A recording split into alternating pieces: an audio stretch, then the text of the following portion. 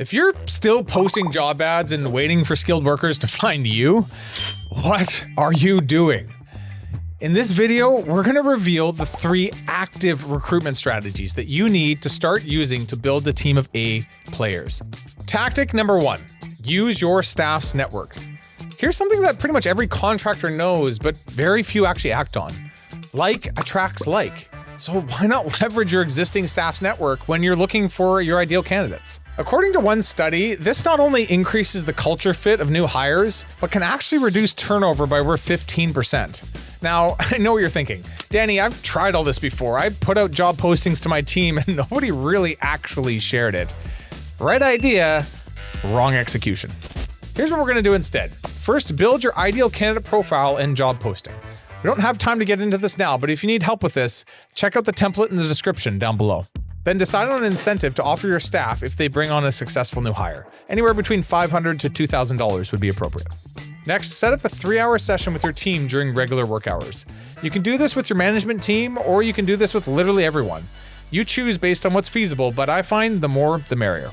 Now, in that meeting, you're going to have each person open up their computer and start sending open positions to their network through Facebook, text, LinkedIn, wherever their lists might lie.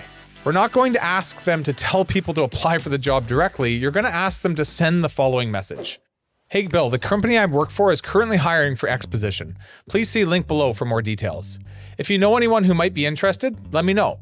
By the way, we're offering a $1,000 hiring bonus for anyone who refers a successful candidate, and I'd be happy to share that with you if you can help me find someone.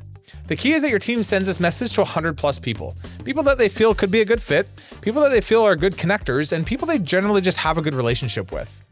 Think about it. If you have a team of 10 people and they all send about 100 messages each, that's 1,000 direct messages that have gone out to your staff's network.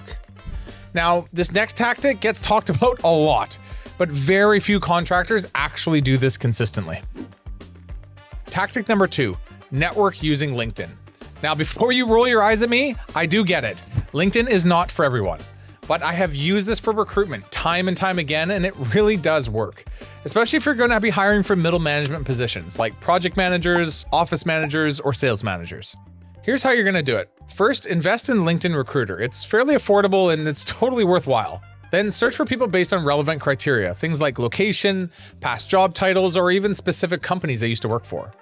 I used to message people that used to work for Enterprise Rent-A-Car because I found they had a solid sales training program. Then send out the following message with a personalized touch for each person. Hey Susan, I see you used to work for Enterprise Rent-A-Car. That's awesome. I hear they have great sales training. Anyways, I'm currently hiring for XYZ position and curious if you might know anybody who'd be a good fit. Please see link below. P.S. We currently have a $1,000 hiring bonus and I'd be happy to share that with you if you did know anyone. Again, you're not really asking them to apply. You're just putting the option out in front of them in case them or someone they might know would be a good fit. Okay, let's address the elephant in the room. Cold outreach feels kind of awkward, and a lot of people don't like to do it, but here's the truth. A 2024 report found that overall success rate of outbound candidate sourcing was 5 times higher than inbound candidate sourcing. Meaning that if you go out and message potential candidates yourself, you have a way higher chance of making a successful hire. And think, you might actually be providing a value opportunity for someone who actually needs it. Tactic number 3. Maintain a candidate database. You might be doing everything you can do to interview strong candidates, but if you're missing this one step, you are literally throwing away top quality talent. Have you ever had a really good candidate that you didn't quite hire? Maybe they accepted a different job or they were your number 2 pick. What did you do with that candidate?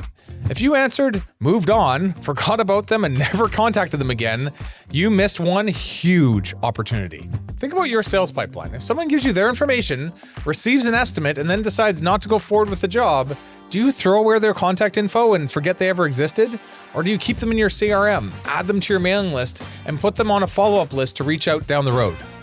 You should be doing the exact same thing with your job applications. After all, people who have already expressed interest in working with you in the past are much more likely to work with you in the future. So how do you do this for recruitment? You need to organize your applicants. I fully recommend investing in an applicant tracking system, or ATS. Our members have a couple industry-specific solutions that they like to use. But whether you use an ATS or not, here's what you want to keep track of. Where the applicant is in the process. Application received, interview scheduled, or out of process. the quality of each actual applicant, scoring them on a scale of 1 to 10. If you're using an ATS, you should be able to filter by this criteria.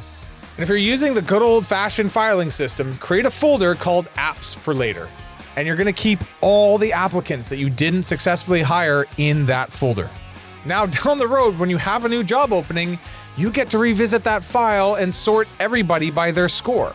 Suddenly, you're going to have an existing list of 8s, 9s, and 10s that you can get to reach out to at your leisure. Building a candidate database is like building a recruiting bench to draw from, so you always have A players at your fingertips when you're ready to hire. So there you have it. 3 active recruiting tactics that are going to help you take back control in a pretty bleak labor market.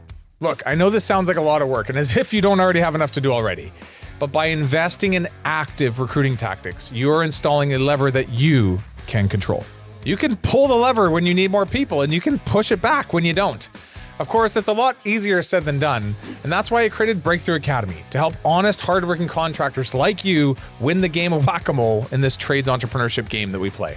If you're looking to learn more about how we help contractors increase their net profit by an average of 69% in their first year, make sure you check out the link in the description.